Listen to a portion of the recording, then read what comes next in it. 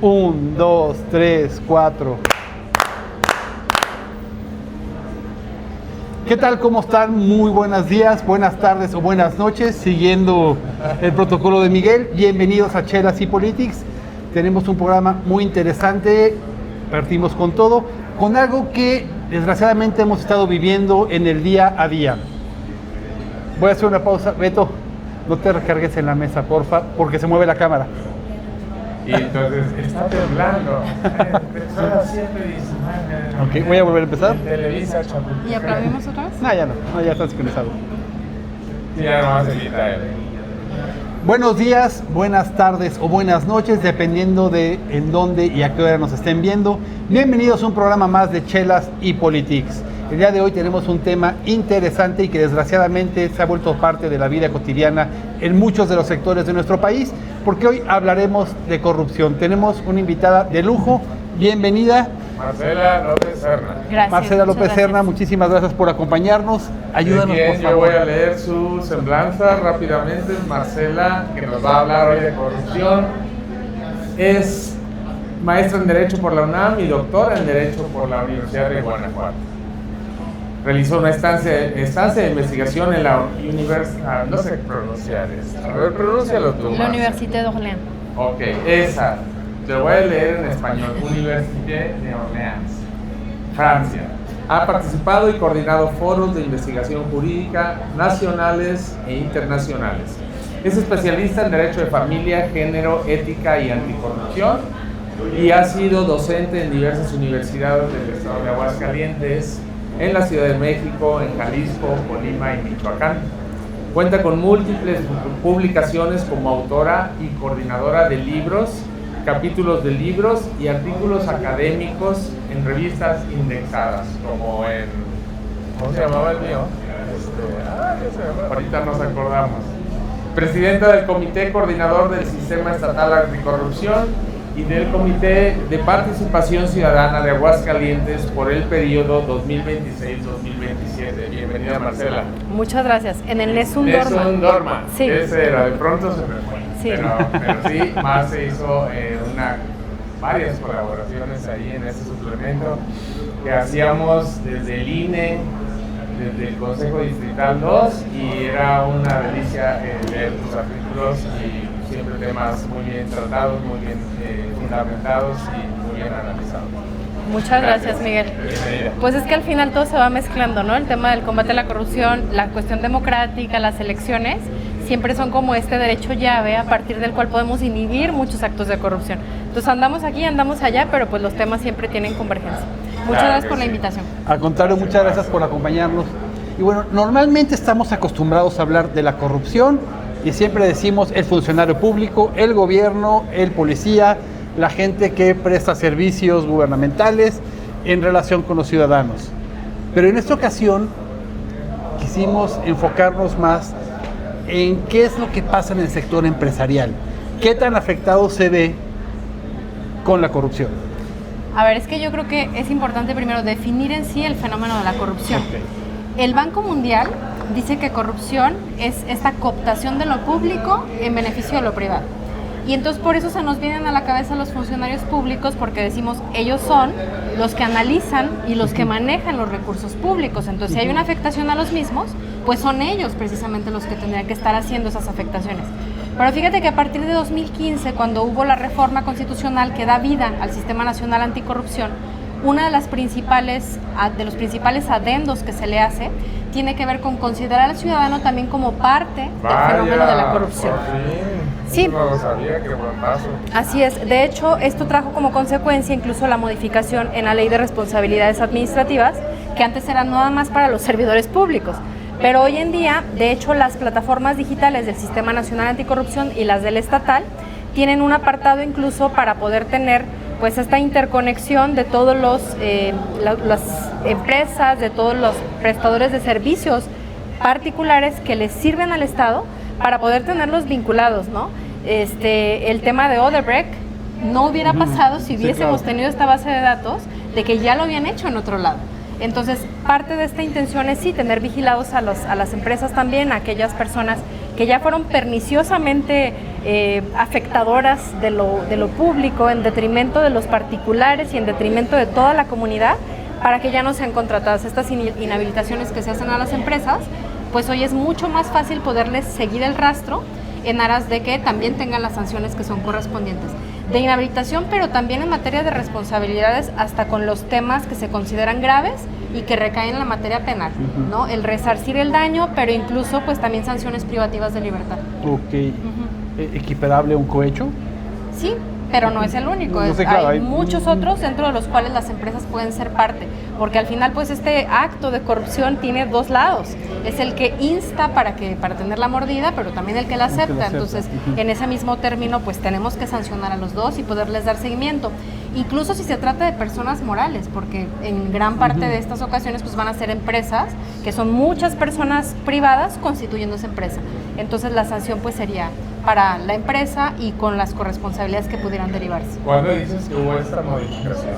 La reforma que crea el Sistema Nacional Anticorrupción es de 2015 y después se tropicaliza en cada uno de los estados. En el caso de Aguascalientes data de 2017. Porque siempre me ha llamado la atención que falta un elemento en el asunto de analizar la corrupción. Nunca se habla del ciudadano o del empresario. A veces del empresario sí, pero del ciudadano prácticamente no. Y me recuerda el caso del narcotráfico. Siempre se habla de la droga, del narcotraficante y de las autoridades. Y los consumidores, ¿por qué no entran en ese análisis, no? Bueno, el tema del consumidor final, en realidad, pues atentos incluso a las últimas reformas que hubo que permiten el uso lúdico de la marihuana, pues es que se considera esta parte de pues el libre desarrollo de la personalidad, ¿no? De hecho, hay quienes están optando en algunos estados incluso por generar como cuartos seguros, en donde pues el permiso no es para que ellos vendan, sino para que ellos puedan generar un lugar en donde cuiden la plantita de la persona, ¿no? Entonces, parece ser que la tendencia, que siempre se ve el mercado como la base de este liberalismo que tenemos, pues está ahí en el centro, ¿no? Pero sí, la verdad es que el consumidor final no tendría como este rastreo, pero sí el resto de la cadena. Pues sí, pero mientras no se legalice, está incurriendo en algo que no está permitido. Sí, por supuesto. Aunque ya la tendencia venga hacia otro lado, bueno, que hagan legal el negocio, pero bueno, ese ya son otros temas. Pero fíjate que por otro lado, donde sí se está zanjando, y tiene que ver no nada más con las empresas grandes, sino pues con muchas que se ubican en condiciones de vulnerabilidad, es el tema del uso de recursos de procedencia ilícita, que puede ser el tema de narcotráfico, pero pueden ser otro tipo de actividades, como la extorsión, como la trata de personas, etcétera, y que bueno, luego intentan blanquear estos fondos.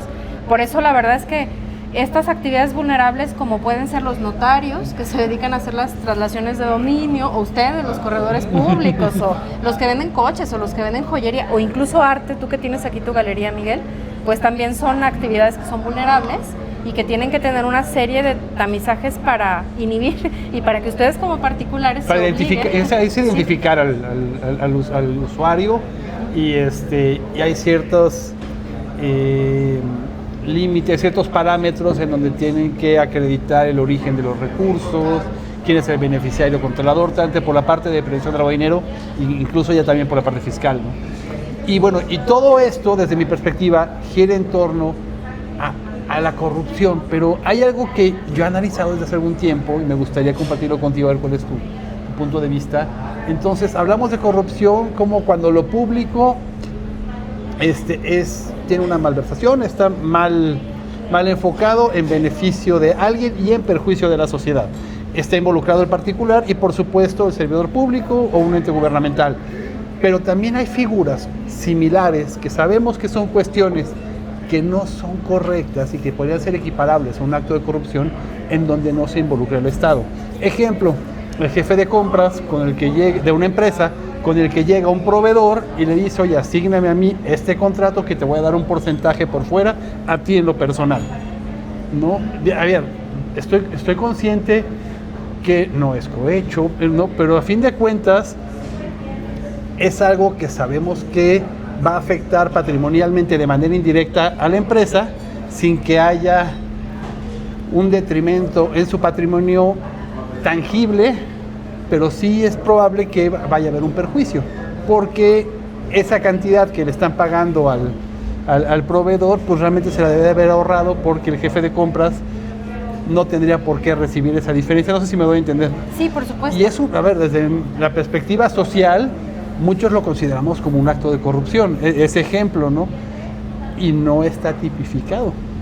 Bueno, es que en realidad, como ese detrimento no es de lo público, sino de una empresa en particular, sí. no podríamos considerarlo en sí como corrupción. No, tenemos un problema conceptual también muy serio en torno a la definición de corrupción, porque es más, la ley no hay un momento en que nos diga lo que es corrupción. Por eso yo les decía una definición del Banco Mundial. Más bien esto se presta a interpretaciones. Es decir, ni en el Código Penal, ni en la Ley de Responsabilidades, no se dice corrupciones. Lo que dice es estos hechos o estos actos son constitutivos de corrupción. Más o menos nos ayudan a dibujar como el parámetro de lo que podemos entender por corrupción, pero no hay esta unicidad. No. De manera precisa. Así pero es. sí la utilizan la palabra para muchos casos, ¿no? Ajá, para decir esto sí es, esto sí es, esto otro también es, pero en sí no hay una tipificación tan precisa de lo que es corrupción. Y ese es un problema incipiente e importante para poder también abarcarla, porque, bueno, el principal instrumento de medición con el que nosotros podemos trabajar es la ENCIC, la Encuesta Nacional de Calidad de Impacto Gubernamental, que hace el INEGI, pero básicamente esta encuesta lo que hace es basarse en mediciones de victimización y de percepción, que no necesariamente se congregan en un mismo resultado.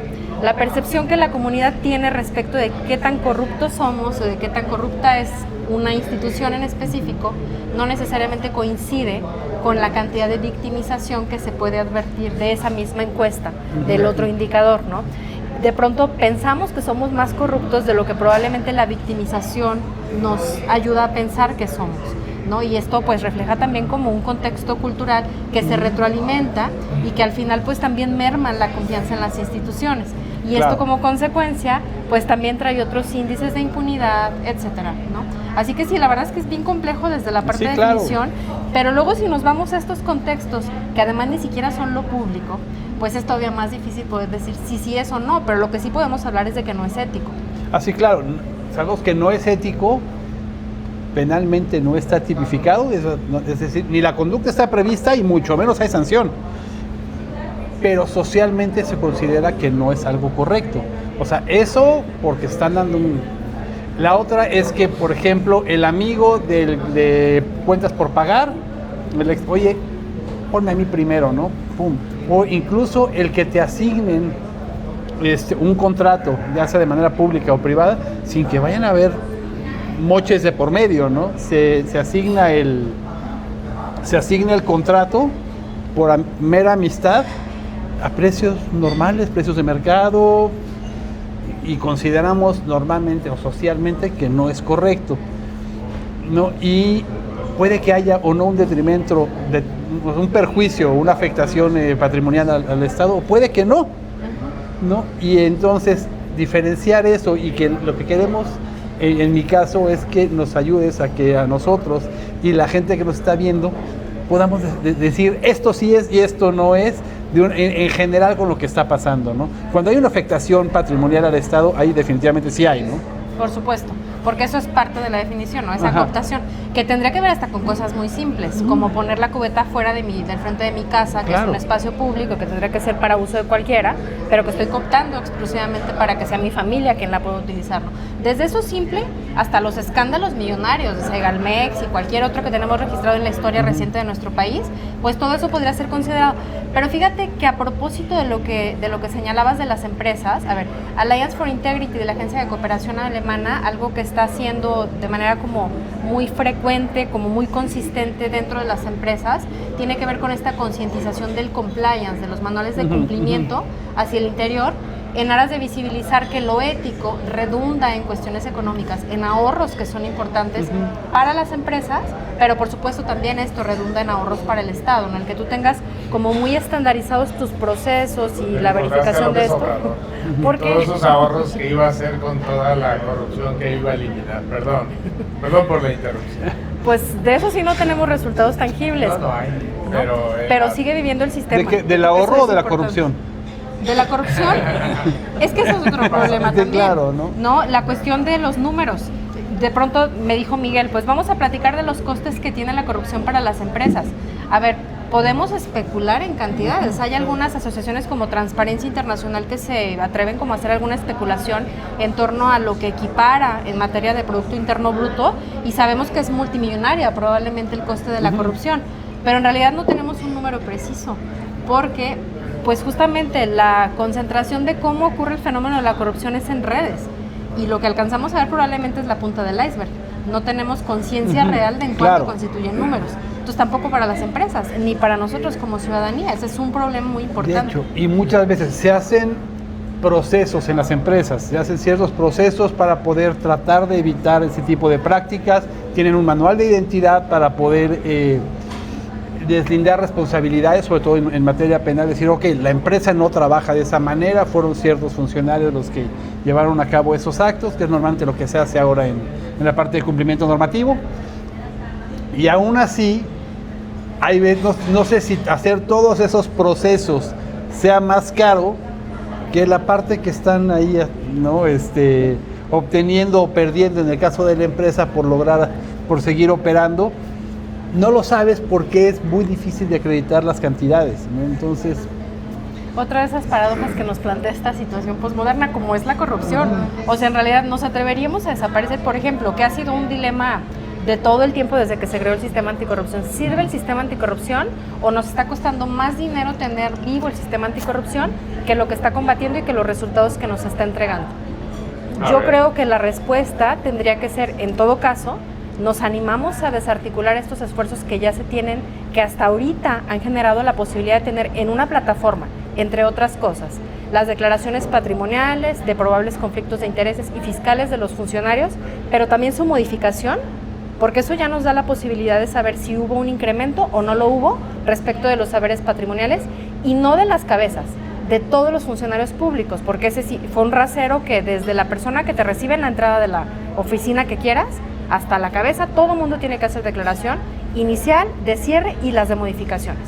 Y pues bueno, esto con una inteligencia artificial cualquiera es muy sencillo poder hacer el seguimiento y ver si hay una desproporción, ¿no? Claro. Entonces es como poner las tecnologías a la disposición, pero tenemos también ya, de las 6 plataformas que tendrían que estar funcionando, tenemos funcionando 4. Tenemos otra que tiene que ver con específicamente identificar qué funcionarios de la entidad forman parte del proceso de compra, desde quien hace la requisición hasta el que es literalmente quien emite la convocatoria de la licitación, quien la revisa, quien hace el dictamen, todos los que son parte del proceso de contratación. ¿Por qué a ellos en específico? Pues son los que son más vulnerables de poder padecer hechos de corrupción, porque pues es a los que les van a dar probablemente el cochupo. Entonces a esos los tenemos muy vigilados. Claro. Tenemos por otro lado también dentro de las plataformas una que nos permite prácticamente de momento a momento saber cómo va el proceso de la compra, y entonces saber si quien emitió una mejor propuesta económica o técnica es efectivamente quien ganó la licitación. Pero también nos permite saber cuántos contratos hay y si son por licitación, porque dice la ley de adquisiciones, la nacional y la estatal, que la regla tienen que ser las licitaciones, no la excepción. Y no está haciendo. Oye, Marce, pero no todo eso se encuentra en lo que era el INAI. En el INAI, en la Plataforma Nacional de Transparencia. La Plataforma Nacional de Transparencia exigía a los entes públicos que de manera permanente cada 3 meses estuvieran subiendo su información respecto de renglones que se consideraba que eran importantes. Prácticamente era toda su actividad. Pero todavía traía el último punto que decía cualquier otra cosa que sea relevante hay que subirlo. Pero la Plataforma Nacional de Transparencia tiene otro apartado, el apartado en donde si además no está ya de por sí la información pública, puedes solicitarla y que te la entreguen, ¿no? Entonces, sí están muchas cosas ahí, pero acá específicamente lo tenemos sistematizado, ya todo específicamente de eso, los más contratos. Más completo y más sistematizado. Y en una misma plataforma. Ajá. Wow. Entonces, por eso también quisieron eliminar al INAI, ¿no? Pues no, en realidad, porque económicas son funciones distintas y bueno, yo creo que nadie estamos conformes ni contentos con que se hayan eliminado los órganos garantes. Muchos de los avances que se tenían en materia de transparencia, pues sí hemos visto cierto retroceso, desde la perspectiva que no es nada más nombrar el derecho, sino que sea sustancial, que sea sustantivo, que se pueda ejercer, y parece ser que incluso desde la perspectiva de la desaparición de los plenos en los órganos garantes, pues hoy los recursos que se pueden interponer si quedas inconforme con la información que te emiten, pues es proceso burocratizado como no lo era antes, ¿no? Marce, ¿qué opinas de que en un país en el que parece como el 70% de las empresas muere a los 3 años. Ese dato lo debes de tener tú, Beto. El 80% de las empresas y de los emprendimientos muere a los 3 años. Pues porque no se aguanta, porque no se hicieron bien las cosas, por falta de recursos, etc. En un país así, se tenga a veces que optar por el crecimiento rápido con prácticas de corrupción, en lugar de irse pues, más lento y llevar un camino mucho más espinoso, porque no hay esa facilidad de suavizar las cosas mediante actos de corrupción, ¿no? De allanar caminos, de allanar obstáculos en los trámites, etcétera, etcétera, o de conseguir más contratos, más ventas, etcétera. ¿Qué opinas de esa situación particular de México, donde hay corrupción, donde hay un problema de que las empresas no subsisten tan a largo plazo? A ver, es que la corrupción como fenómeno en realidad tiene afectaciones que son transversales a todo lo que se le cruza, a todos los derechos humanos, a todas las personas y por supuesto a las empresas. Desde esta perspectiva sí hay cosas que se están haciendo, o sea, en materia de mejora regulatoria, por ejemplo, pues hoy sí tenemos como esta inquietud, este trabajo que se está ejerciendo, por ejemplo, en el Estado desde la CIGOT, para poder eliminar ciertos trámites que no son tan necesarios o que se puedan hacer con menos contacto con las personas. Eso favoreció mucho la pandemia, ¿no? Que vimos que hay la posibilidad de migrar a los entornos digitales y que eso inhibe como este momento en el que puedes ofrecer o pedir ese dinero extra para que el trámite fluya, ¿no? Sí es cierto que hay una afectación muy particular hacia las empresas, pero yo creo que tiene que ver incluso con costes que van más allá del dinero en sí, sino con todo lo institucional. O sea, por ejemplo, la competencia desleal, los actos de corrupción, cuando estamos hablando, por ejemplo, en materia de licitaciones, pues lo que hacen es que las empresas que son más capaces o las que traen una mejor oferta, tanto económica como técnica, no necesariamente son las que van a ganar. Y eso que genera en el resto de las empresas, si es que quieren optar por vender a gobierno, pues que las prácticas tiendan más bien hacia ese lado. Y lo vemos cada que llueve, ¿no? ¿Por qué los pavimentos no duran más que de una temporada de lluvia a la otra? Evidentemente la propuesta técnica o el ejercicio que se hizo de esa obra, pues tuvo deficiencias que tuvo que haber advertido desde quien ejecutó el contrato, quien le dio seguimiento, pero pues también el empresario, es parte de su propio, de la propia percepción que tienen la comunidad respecto de ellos, ¿no? Y aquí una intervención del ingeniero Aldave, que está en los controles hoy. A nivel federal está la auditoría fiscal, a nivel estatal está el órgano de fiscalización, y es el mismo gobierno que me hago las auditorías y tengo una contraloría.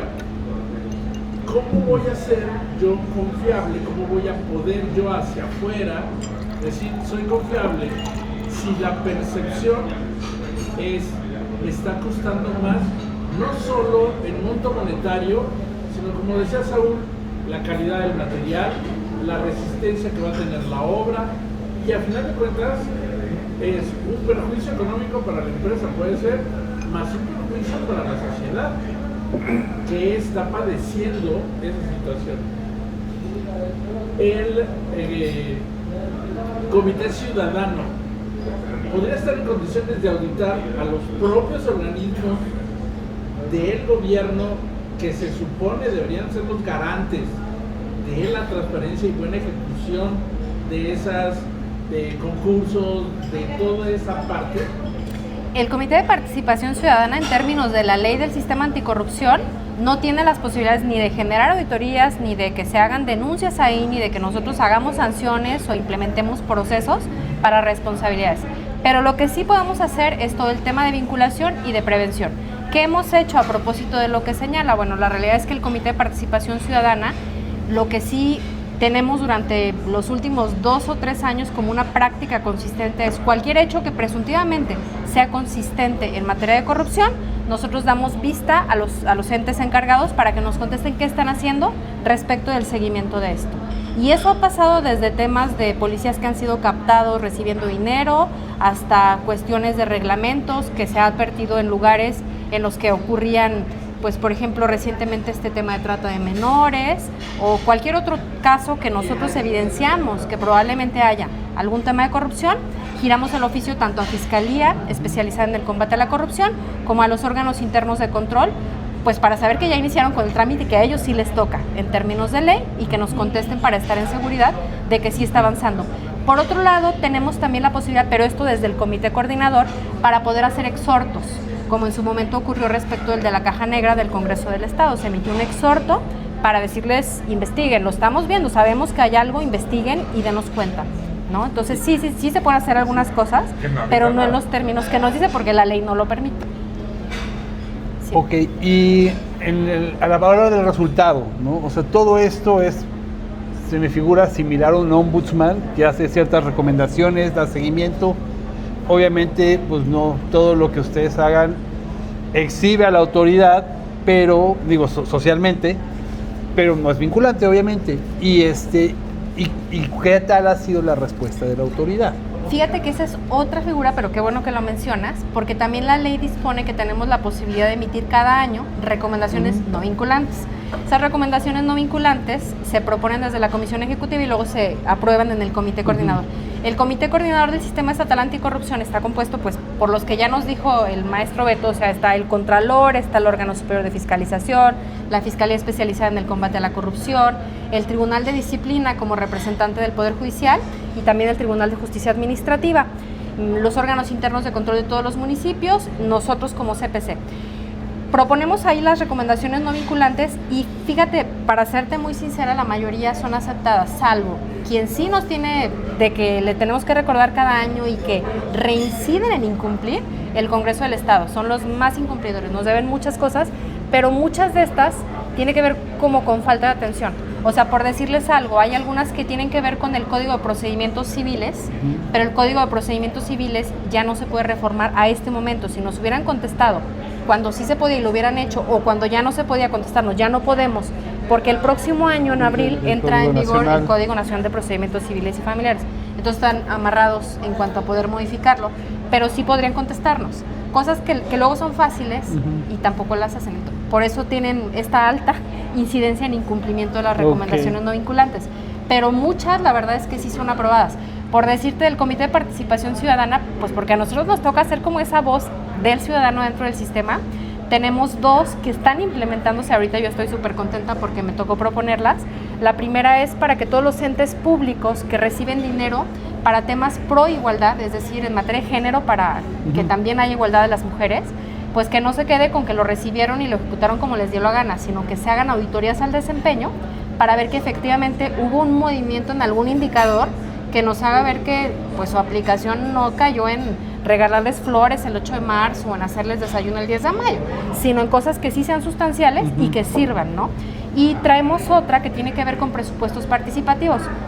La Ley de Participación Ciudadana del Estado maneja como 9 diferentes procedimientos de participación ciudadana. Los animalitos que traen en la campaña ahorita en el Instituto Estatal Electoral, esos representan cada uno de estos instrumentos. A nosotros en específico nos interesa presupuesto participativo porque el municipio de Aguascalientes es el único que implementa el presupuesto participativo, que emite desde hace como 4 años convocatorias para que la comunidad pueda decir en qué se gasten ese 4% de obra pública, ¿no? Pero el resto de los municipios hace mutis y nada pasa, ¿no? Digo, igual no es mucho dinero, sobre todo considerando que el presupuesto del resto de los municipios es chiquito, pero les alcanzará para pavimentar una calle o para poner un tope donde haga falta, ¿no? También el municipio es chiquito, ¿no? Sí, o sea, claro. Ahí se ve que se necesita participación. Así es. Y bueno, esto... Son dos buenas iniciativas.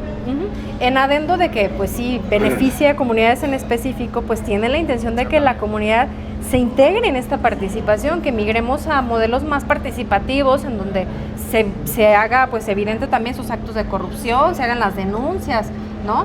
Creo que al final es ganar para todos. Ustedes no pueden iniciar una carpeta de investigación, de presentar la denuncia ante... ¿Una campaña? ¿Una carpeta de investigación o se iniciar un procedimiento penal? No, pero No, de ¿verdad? facto la Fiscalía inicia. Cada que le mandamos estos oficios que te platicaba ahorita, ellos inician carpetas. Ah, o sea, Sí. prácticamente sí, Sí. a través de alguien más.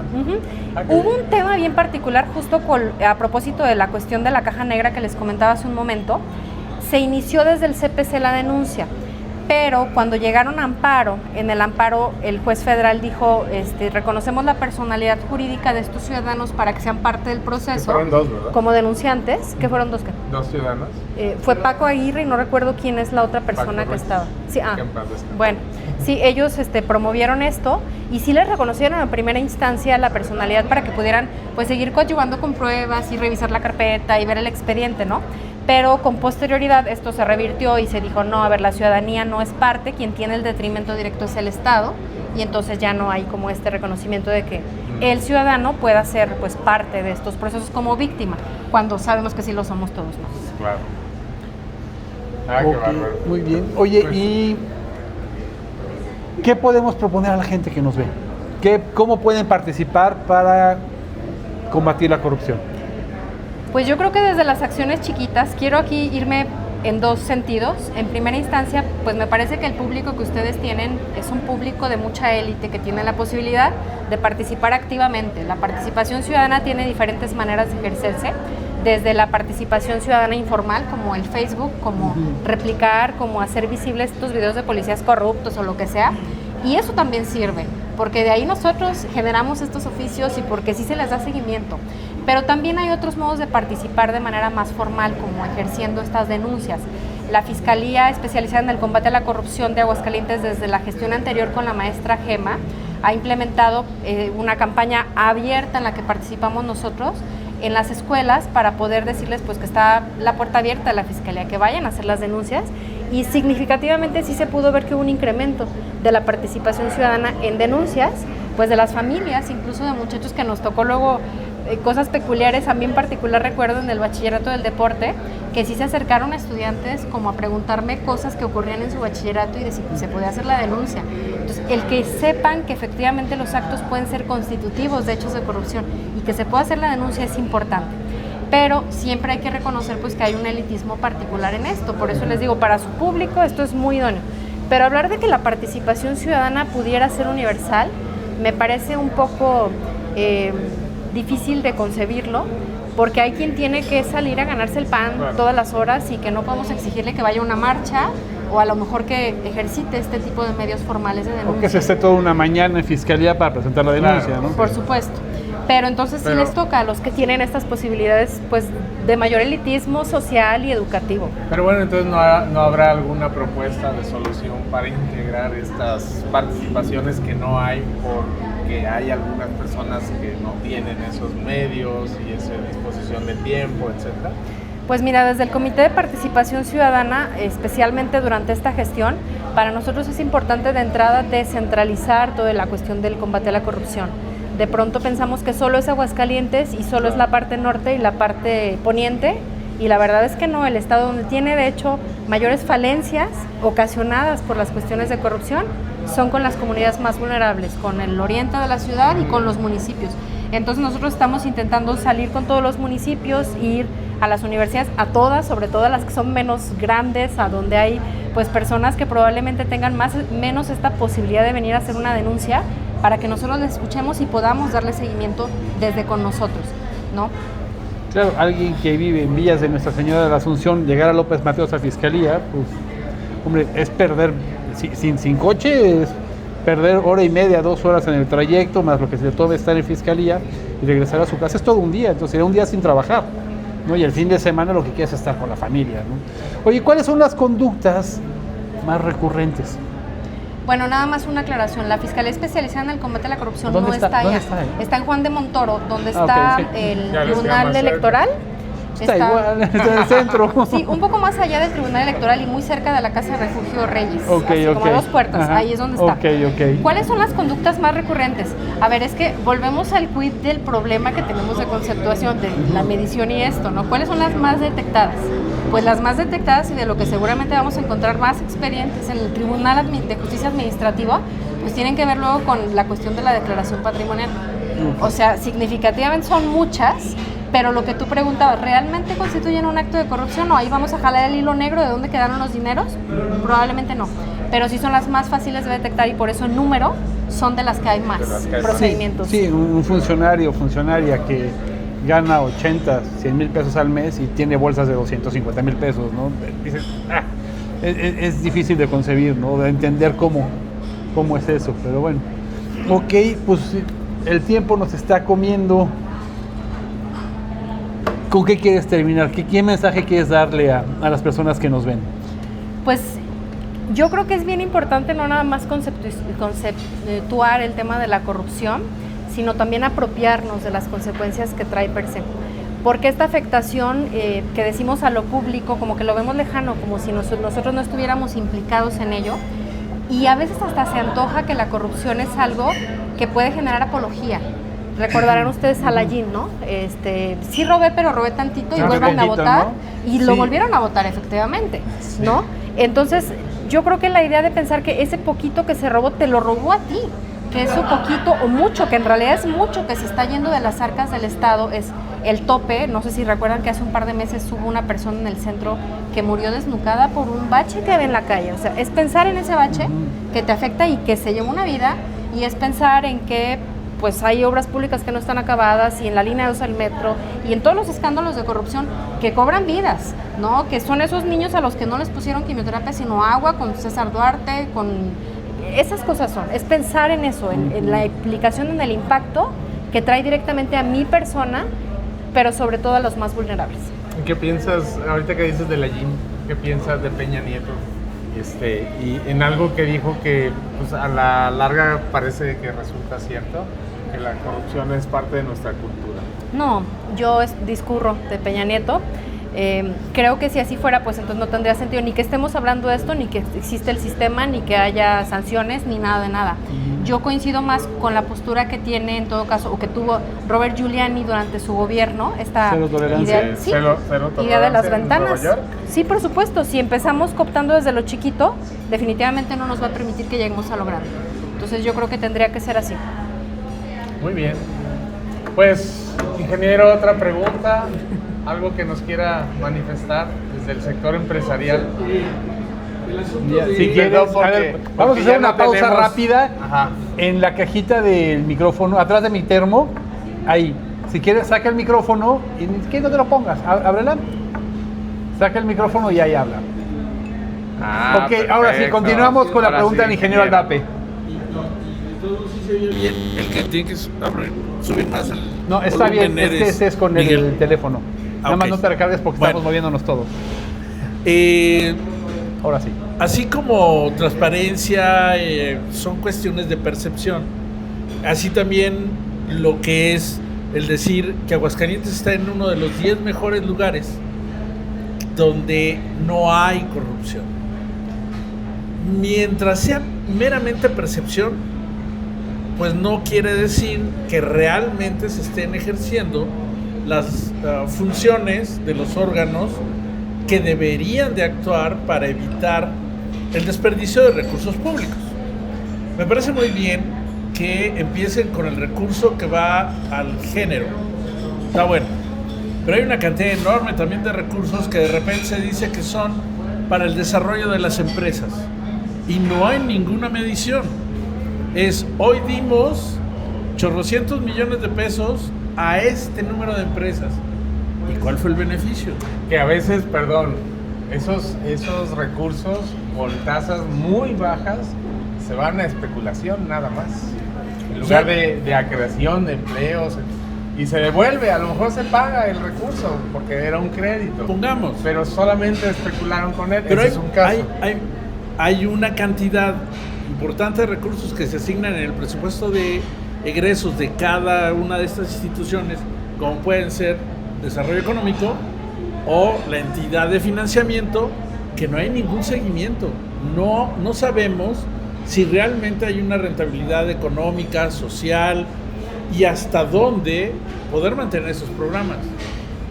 Como un consejo, una comisión como la de ustedes, pudiera no nada más dedicarse a ver si los programas de género tienen ese resultado, sino todos los que de una u otra forma tienen ese destino. Evaluar si son rentables económica y socialmente los recursos fiscales que tiene que invertir adecuadamente el gobierno y no gastarlos. Venga. De hecho, sí estamos haciendo algunas cosas de eso. La intención de esta migración hacia un sistema de gobernanza en donde la comunidad puede integrarse, a propósito de los programas que dice el maestro, pues tenemos el testigo social y tenemos las auditorías sociales. La intención es la comunidad que se meta para que también revise y para que también sea parte de estas auditorías, de qué son los fondos que se tienen que auditar. En Jalisco en específico, traen un modelo en donde no es así como la tómbola genérica para elegir cuáles son las cosas que se van a auditar, sino se va a solicitar de la comunidad que hagan una votación por cuál es el programa o por cuáles son los apoyos que consideran que es pertinente auditar. Y se llevaron una sorpresa. El año pasado, antepasado, tuvieron una controversia por meses que tenía que ver con un carrusel que pusieron ahí en la ciudad de Guadalajara, y pues el ayuntamiento se dedicaba, era como un carnaval, como un mercado, a discutir sobre ese mentado carrusel.